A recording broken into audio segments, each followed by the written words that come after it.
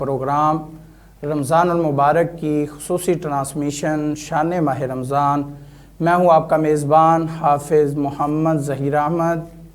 ناظرین، آج رمضان المبارک کا 14واں روزہ ہے۔ ہم آپ کی خدمت میں حاضر ہیں۔ آج الحمدللہ ہمارا جو پروگرام ہے وہ بھی 14واں ہی ہے۔ ہم اللہ تعالیٰ کا شکر ادا کرتے ہیں کہ جس نے ہمیں یہ توفیق بخشی کہ ہم نے آج اس کی دی ہوئی صحت اور تندرستی سے ہم نے 14واں روزہ رکھا ہے۔ اور اللہ تعالیٰ کا کروڑہا احسان ہے کہ جس نے ہمیں ہماری زندگی میں یہ ایک بار اور مہینہ نصیب فرمایا۔ اور اللہ تعالیٰ سے دعا ہے کہ اللہ تعالیٰ ماہ رمضان المبارک کے صدقے جو ہماری یہ دنیا میں، پاکستان میں، جو مسلمانوں میں اور ملکوں میں بیماری ہے، اللہ تعالیٰ ماہ رمضان المبارک کے صدقے ہمیں اس بیماری سے محفوظ فرمائے۔ ناظرین کرام، اللہ تعالیٰ سے دعا ہے کہ اللہ تعالیٰ ہم سب کو روزے رکھنے کی توفیق عطا فرمائے۔ ناظرین، انسان جو ہے وہ روزہ رکھتا ہے اور روزہ صرف اور صرف اللہ کی رضا کی خاطر روزہ رکھتا ہے۔ اور یہ جو ہماری چیزیں، یہ جو بیماری ہے، یہ جو پریشانیاں ہیں، یہ جو ٹینشنیں ہیں، یہ صرف اللہ تعالیٰ کی دوری کی وجہ سے ہیں۔ آج ہم دنیاوی طور پہ آل اوور بھی پریشان ہیں بیماری کی وجہ سے، اور ہم پریشان ہیں گھریلو معاملات کی وجہ سے بھی، جس میں ہماری اولاد ہے، کوئی اولاد سے پریشان ہے، کوئی بھائی ہے، بھائی سے پریشان ہے، اسی طرح یعنی کہ سارے ہم پریشان ہیں۔ اس میں وجہ کیا ہے؟ اس میں کس وجہ سے ہم پریشان ہیں؟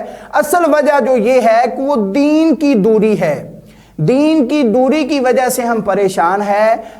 اللہ تعالیٰ کا قرب ہم حاصل نہیں کر پا رہے۔ حضور علیہ السلام کے اصولوں کے مطابق ہم زندگی نہیں گزار رہے، اس وجہ سے ہم پریشان ہیں۔ حضرت داتا علی حجویری رحمۃ اللہ علیہ، آپ ایک دفعہ حج پر گئے تو ادھر ایک آدمی کھڑا حجر اسود کے پاس دعا مانگ رہا تھا کہ یا باری تعالیٰ کہ میرے بھائیوں کو نیک کر دے، یا باری تعالیٰ میرے بھائیوں کو نیک کر دے۔ وہ بار بار دعا مانگ رہا تھا تو آپ قریب گئے، قریب جا کے سنا تو آپ نے پوچھا کہ آپ اس جگہ پہ موجود ہو جہاں پر اللہ تعالیٰ دعائیں قبول فرماتا ہے، تو تم اپنی ذات کے لیے چھوڑ کے، اپنی اولاد کے لیے چھوڑ کے تم اپنے بھائیوں کے لیے دعا مانگ رہے ہو، کیا وجہ ہے؟ تو اس نے عرض کی کہ اے بابا جی کہ میں اس لیے اپنے بھائیوں کے لیے دعا مانگ رہا ہوں کہ اگر میرے بھائی صحیح ہوں گے، میرے بھائی نیک ہوں گے تو میں خود بخود نیک ہو جاؤں گا، کیونکہ ان کی جو صحبت ہے، ان کی جو تربیت ہے وہ مجھے نیک کر دے گی۔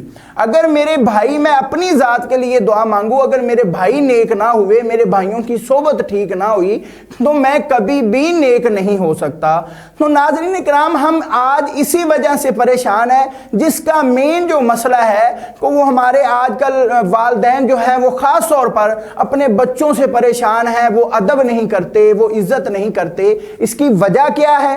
اس کی وجہ یہی ہے کہ ہم تربیت جو ہے وہ ہم حضور علیہ السلام کی سنت کے مطابق نہیں کرتے۔ آج ہم جو ہے نا اپنے بچوں کی خواہشات جو ہیں وہ تو بڑی پوری کرتے ہیں، ہم اپنی جان بھی لگا دیتے ہیں، اور ہم بارہا ذکر بھی کرتے ہیں کہ ہم نے آپ کی خاطر یہ ٹائم ضائع کیا، ہم نے آپ کی خاطر یہ محنت کی، ہم نے آپ کی خاطر خون پسینے کو بہا دیا، لیکن ہم کھانے پینے پہ تو توجہ دیتے ہیں، ان کے پہننے پہ توجہ دیتے ہیں، ان کی آزادی پر توجہ دیتے ہیں، لیکن ان کی تربیت پر توجہ نہیں دیتے۔ بچہ چھوٹا ہوتا ہے، چھوٹا ہم بڑا پیار کرتے ہیں، وہ جس طرح کی مرضی گفتگو کرے ہم اس کو برداشت بھی کرتے ہیں، لیکن جو چھوٹا بچہ ہے اگر اس کی ہم تربیت نہیں حضور علیہ السلام کے طریقہ کار کے مطابق نہیں کریں گے تو بڑا ہو کر وہی بچہ جو ہے وہ نافرمان بنے گا اور بے ادب بنے گا۔ کیونکہ شیخ سعدی شرازی رحمۃ اللہ علیہ فرماتے ہیں کہ جو بچپن کا زمانہ ہے یہ گرم لوہے کی مانند ہے، जो बच्चे का जो बचपन है वो गर्म लोहे की मानिंद है, वो गर्म लोहा है, उसको जिस चीज़ में मर्जी आप निखार सकते हैं, जो चीज़ मर्जी बना सकते हैं। नाज़रीन, आज भी हमारा जो बड़ा मौजू है, जो टॉपिक है, वो बड़ा ही अहम है और वो सुनने वाला है और सुनकर उस पर अमल करने वाली चीज़ें हैं। आज का जो हमारा टॉपिक है वो तरबियत औलाद है कि हमें औलाद की तरबियत किस तरीके से करनी चाहिए, ताकि अगर हम तरबियत हजूर अलैहिस्सलाम के सुन्नतों के मुताबिक, आपके तरीक़ा कार के मुताबिक अगर हम तरबियत करते हैं तो हमारी औलाद जो है वो बड़ी होके माँ बाप की फर्मा बरदार बनेगी। और ये भी हम आज इस टॉपिक में अल्लामा साहब से हम ये भी गुफ्तगू करेंगे कि ये वजह क्या है, कौन सी ऐसी कमियां कुताहियां हैं कि जिसकी वजह से आज हमारी औलाद पहले तो बड़ा प्यार करती है, जब बड़े हो जाते हैं, शादी हो जाती है, तो वो नाफरमान हो जाती है। और उसकी वजह असल क्या है, क्यों ऐसा होता है? हालांकि ऐसा होना नहीं चाहिए, क्योंकि अगर जिस तरह वालिदैन बचपन में प्यार करते हैं, बड़े होकर इसी तरह औलाद को भी चाहिए वो अपने वालिदैन का ख्याल रखें। आज इस अहम टॉपिक पर गुफ्तगू करने के लिए जो हमारे साथ शख्सियत मौजूद हैं, बड़ी इल्मी शख्सियत है और बड़े धीमे लहजे में गुफ्तगू फरमाते हैं और गुफ्तगू इस अंदाज में फरमाते हैं कि बात दिल में उतरती जाती है और ऐसे महसूस हो रहा है कि जब बात वो गुफ्तगू करते हैं, बात दिल में असर करती है। और बड़ा अहम टॉपिक वो लेकर आए हैं, उनसे हमने गुजारिश की थी और अहम टॉपिक पर वो गुफ्तगू करेंगे। इनका ताल्लुक जो है वो ज़िला लाहौर से है और ये लाहौर से हमारे प्रोग्राम में तशरीफ़ लाए हैं। मेरी मुराद हज़रत अल्लामा मौलाना कारी साजिद अली नक्शबंदी साहब, बहुत शुक्रिया जनाब, आपने हमारे प्रोग्राम शान माह रमज़ान को दूसरी दफ़ा फिर टाइम दिया। और ये अल्हम्दुलिल्लाह दीनी इदारे भी चला रहे हैं और ये बच्चों की तरबियत करके हमें बता भी रहे हैं कि बच्चों की तरबियत किस तरीके से की जाती है। और ये अल्हम्दुलिल्लाह इनके पास सैकड़ों बच्चियाँ हैं, सैकड़ों बच्चे हैं जो दीनी तालीम हासिल कर रहे हैं। तो अल्लामा साहब बहुत शुक्रिया, आप हमें हमारे नाज़रीन को ये बताएं कि आज का जो हमारा मौजू है वो तरबियत औलाद है। हमें औलाद की तरबियत किस तरीके से करनी चाहिए, मेन जो बचपन से हमें किन असूलों पर अमल करेंगे जिससे हमारी जो औलाद है वो नेक होगी और हजूर अलैहिस्सलाम की सुन्नतों की पाबंद होगी। बिस्मिल्लाहिर्रहमानिर्रहीम। सबसे पहले तो मैं जुमला अराकीन 49 आवाज़ सिटी के जुमला अराकीन का शुक्रिया अदा करता हूँ जिन्होंने फिर एक मरतबा मुझे एक अहम मौजू पे बोलने का मौका दिया है। मैं अपने नाज़रीन से ये चंद तरबियत औलाद के हवाले से चंद जुमले अर्ज करना चाहता हूँ कि तरबियत औलाद ये दीन के शोबाजात में से एक अहम शोबा है। कीमती सरमाया उसकी हिफाजत करना इंसानी अक़ल का तकाज़ा है। तो औलाद जैसे अजीम सरमाया की हिफाजत करना, उसको महफूज रखना बेहद ज़रूरी है। पनीरी काश्त करने के बाद उसकी निगहदाश्त, उसकी देखभाल ज़रूरी होती है। इसी तरह इंसानी चमनस्तान के इन फूलों की निगहदाश्त भी ज़रूरी होती है, ताकि इंसानी चमनस्तान के वो फूल अच्छी निगहदाश्त के बाद, अच्छी हिफाजत के बाद मुआशरे में खुशबू से मुअत्तर कर सके। तो तरबियत औलाद ये एक अजीम और अहम जो है वो एक फरीज़ा है वालिदैन के लिए। और औलाद ये अल्लाह ताला की तरफ से नेमतों का, रहमतों का ये एक अजीम गुलदस्ता भी है। इसको संभालना और इसकी अच्छी तरबियत करना वालिदैन की अहम जो है वो एक ज़िम्मेदारी है। इन्हें समझें कि औलाद हमें जो मिलती है, मैं ये अर्ज़ कर दूँ कि इस औलाद के मिलने पे अल्लाह ताला की रहमतों का किस कदर नुज़ूल होता है। हदीस पाक में है, इज़ा वुलिदत लिर्रजुलि जारियतुन, जब किसी के घर में बेटी पैदा होती है तो अल्लाह ताला एक फरिश्तों को भेजता है। वो फरिश्ते आते हैं और आकर जो है वो उस घर में रहमतों की, बरकतों की सौगात लेकर आते हैं। वो बरकतों की, रहमतों की सौगात लेकर आते हैं और वो फरिश्ते कहते हैं कि ये कमज़ोर सी मखलूक कमज़ोर से पैदा हुई।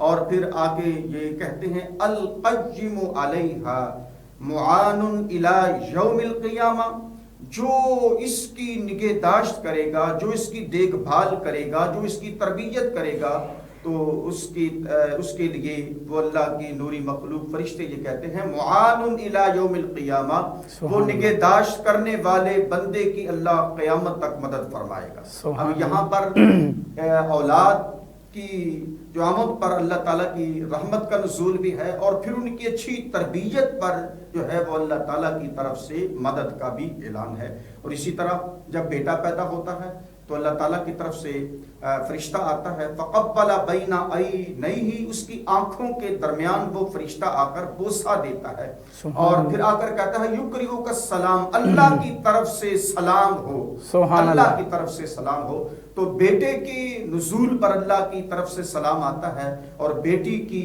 آمد پر جو ہے وہ اللہ تعالیٰ کی طرف سے برکتوں کا اور رحمتوں کا نزول ہوتا ہے۔ اس بنیاد پہ اولاد جو ہے یہ اللہ کی رحمتوں اور نعمتوں کا عظیم گلدستہ ہے۔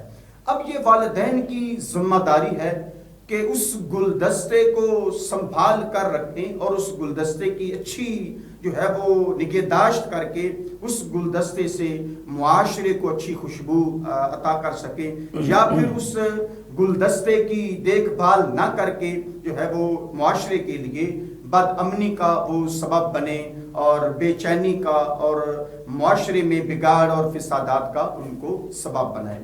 تو ضرورت اس چیز کی ہے کہ ہمیں اس جو اللہ کی طرف سے نعمتوں رحمتوں کا گلدستہ ملتا ہے اولاد کی صورت میں، اس کی اچھی نگہداشت اور اچھی دیکھ بھال اور اچھی تربیت کر کے ہمیں جو ہے وہ معاشرے کے لیے ایک عظیم گلدستہ جو پھولدار گلدستہ ہے وہ پیش کرنا چاہیے۔